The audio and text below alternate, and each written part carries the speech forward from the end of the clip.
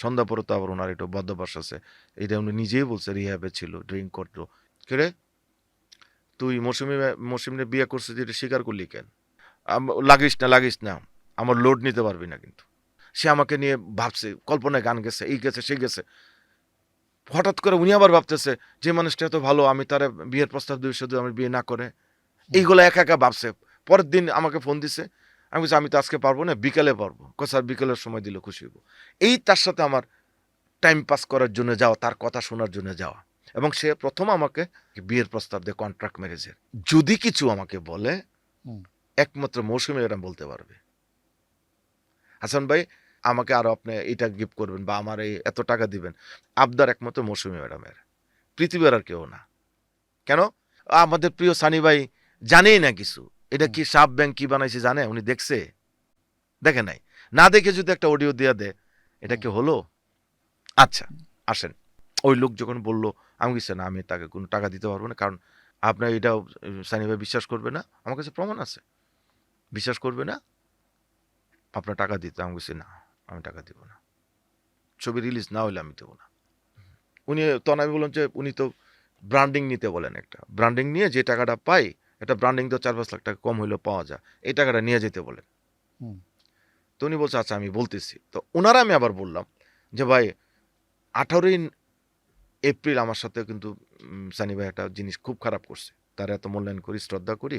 45 বছর ধরে কোটি মানুষের আস্থায় পাইপের বস আরএফএল পাইপ। কি করছে, 2বার ফোন দিয়েছে, আমি ধরতে পারি নাই, বোধহয় নামাজে ছিলাম। তো ওয়াশরুমতে আমি ঘুরে আসলাম, এসে দেখলাম তার ফোন, আমি ব্যাক করলাম, সে আর ধরে নাই। তখন আমার সাথে ওই যে পোস্টারের লোক, স্টিলম্যান, আমার ইএসও 3-4 জন লোক বসে। হঠাৎ করে একজন বলছে এই সানি সাহেব আপনার ফোন দিচ্ছে। তো আমি দিয়ে দিতে আবার উনি দিল, দিয়ে ফোন দিয়ে বলতেছে কে তুই মৌসুমীরে বিয়ে করছিস এটা স্বীকার করলি কেন? কেমন কথা এটা? আমি মৌসুমীর বিয়ে করছি এটা স্বীকার করলাম? কোথায় স্বীকার করলাম?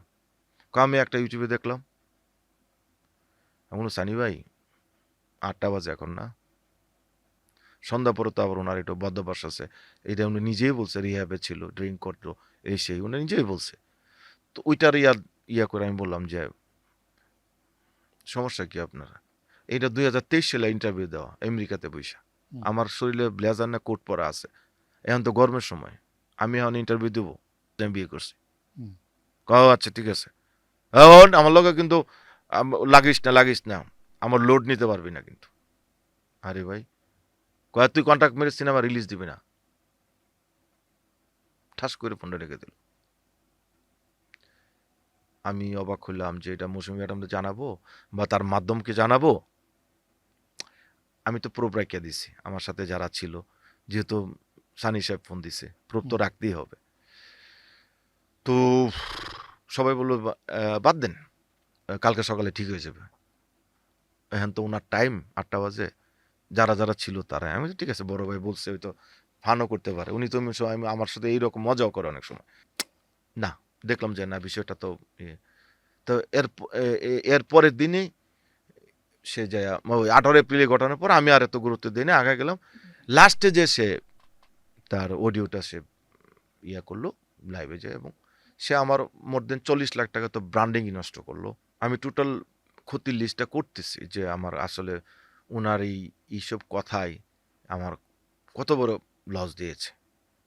উনি তো বড় ভাই, ওরা আমি কিছু বলবো না তাকে, তার বিবেকে ধরছে এবং সে বিবেকমান মানুষ।